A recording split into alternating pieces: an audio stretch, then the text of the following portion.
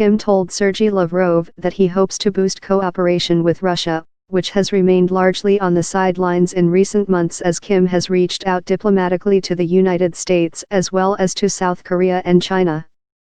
As we move to adjust to the political situation in the face of U.S. hegemonism, I am willing to exchange detailed and in-depth opinions with your leadership and hope to do so moving forward, Kim told Lavrov. Kim has previously made harsher comments and even threatened to launch nuclear attacks on the United States numerous times. But his comments Thursday come at a sensitive moment, when a senior North Korean official was in New York for talks with U.S. Secretary of State Mike Pompeo on the planned summit. Kim Jong, the highest-level North Korean official to visit the United States in 18 years, plans to travel to Washington to convey a personal letter by Kim Jong-un to Trump. Kim Jong-un's comment on U.S. hegemonism wasn't carried by the North's official Korean Central News Agency, which targets an external audience. The agency quoted Kim as saying that the North's willingness for the denuclearization of the Korean peninsula still remains unchanged, but also that the process should be stage-by-stage basis by finding a solution to meet the interests of each other. Since January, Kim has significantly toned down his rhetoric against Washington and Seoul and tried to reach out to them following a year of heightened nuclear tensions that saw increased fears of war on the Korean peninsula.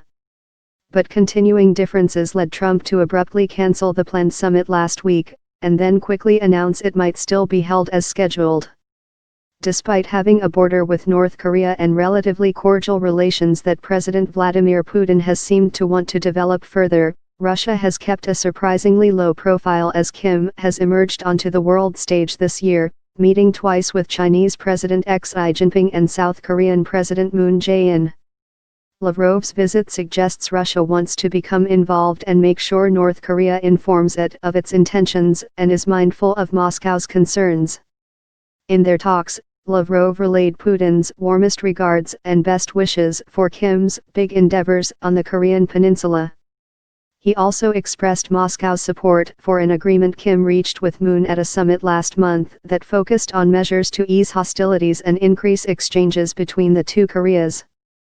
Video of the beginning of their meeting also showed Lavrov inviting Kim to Moscow.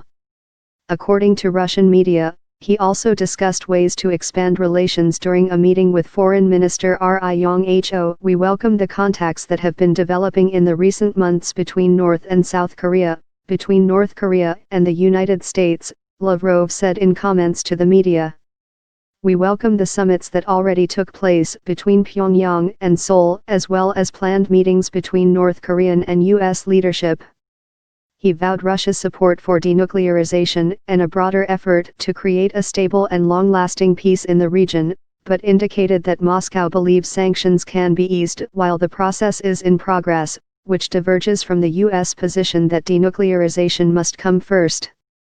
It's absolutely obvious that when a conversation starts about solving the nuclear problem and other problems of the Korean peninsula, we proceed from the fact that the decision can't be complete while sanctions are still in place, he said.